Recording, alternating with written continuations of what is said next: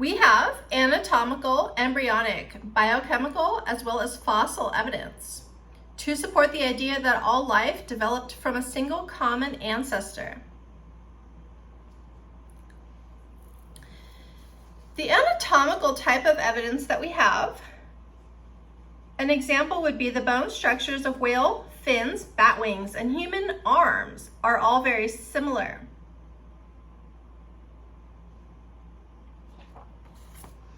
For the embryonic type of evidence for evolution, an example that we have is that all vertebrates have pharyngeal pouches at some stage of embryonic development, as well as all vertebrates have a tail at some stage of embryonic development.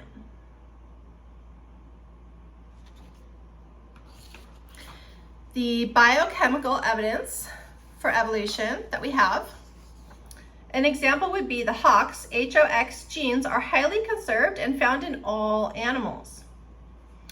Also, all organisms contain DNA, RNA, and ATP.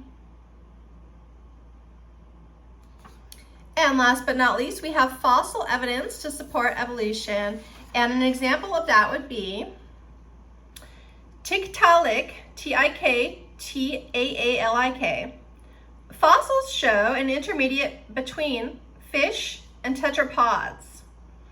Also, Archaeopteryx, Archaeopteryx, is considered to be a transitional species between reptiles and birds, as evidenced by fossil records.